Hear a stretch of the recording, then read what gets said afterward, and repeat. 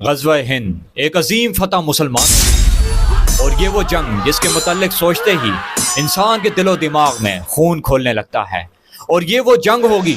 جو مسلمانوں کے لیے فتح کا باعث ہوگی اور اللہ تعالیٰ تمام کو جنت کی بشارت دے گا۔ اور یہ کوئی سٹوری ٹیل نہیں ہے، بلکہ یہ ہمارے نبی پاک صلی اللہ علیہ وآلہ وسلم کی پیشن گوئیاں ہیں جنہیں پورا ہو کے رہنا ہے۔ تو آئیے جانتے ہیں اس جنگ کے بارے میں جسے غزوہ ہند کہا جاتا ہے، اور اس میں کون سے مسلمان شامل ہوں گے،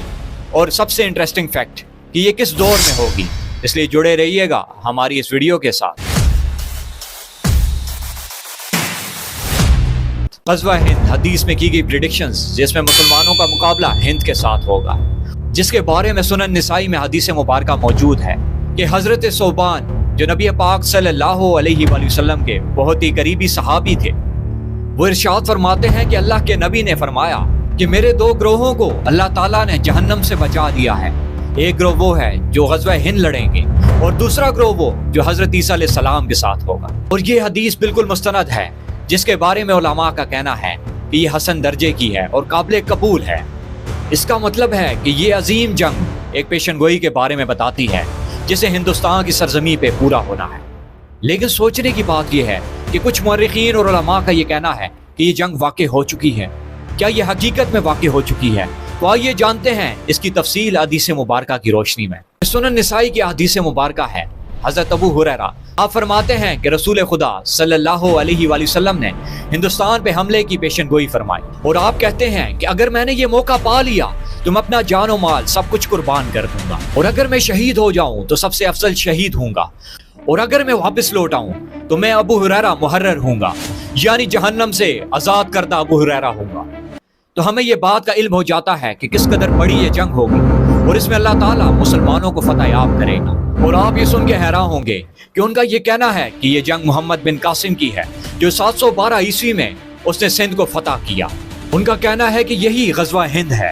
اور اسی نظریے کو کچھ ہسٹورینز تو کانسپائریسی تھیورسٹ نے بھی پروموٹ کیا، اگر ان کی یہ سوچ غلط ہے، اور حدیث مبارکہ اسی سوچ کا رد کر رہی ہے۔ اب اگر آپ محمد بن قاسم کی اس جنگ کو دیکھیں اور اس کی جغرافیکل لوکیشن جس میں وہ سندھ کو فتح کرتا ہے، تو اس دور میں اگر دیکھا جائے سندھ تاریخی طور پہ ہند کا ایک حصہ تھا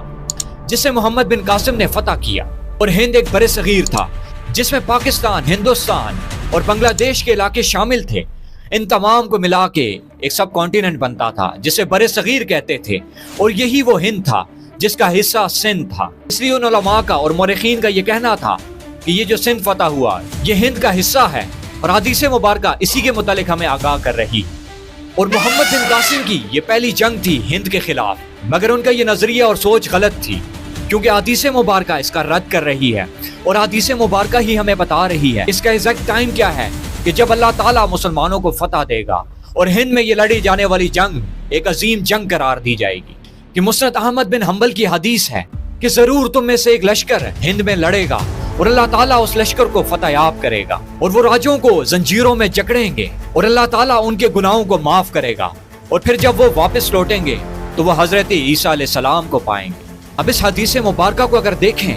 تو یہ قرون اخری کے بارے میں بتا رہی ہے، یعنی اینڈ آف ٹائم پہ، کہ جب وہ واپس لوٹیں گے تو حضرت عیسیٰ علیہ السلام کو پائیں گے۔ اب اس سے اس بات کا علم ہو جاتا ہے کہ یقیناً یہ جنگ آخری زمانے میں لڑی جائے گی۔ آج کل کچھ لوگ اس جنگ کو غلط استعمال کر رہے ہیں، اور اپنے ذاتی مقاصد اور پولیٹیکل سٹنٹ کے لیے اسے یوز کیا جاتا ہے۔ جیسے یہ کوئی آج کی جنگ ہو، تو یاد رکھیں کہ یہ جنگ آخری زمانے میں ہوگی، اور اللہ کے نبی کے اس وعدے پر یقین رکھیں۔ یقیناً اس جنگ نے ہو کے رہنا ہے، جس میں اللہ تعالیٰ نے مسلمانوں کو ایک عظیم کامیابی دینی ہے کہ اس میں شرکت کرنے والے تمام کے تمام جنتی ہوں گے۔ آج کی اس ویڈیو کے بارے میں اپنی رائے کا اظہار کیجیے گا کہ آپ کو ویڈیو کتنی انٹرسٹنگ لگی، اور آپ اس کے متعلق کیا رائے رکھتے ہیں۔ والسلام۔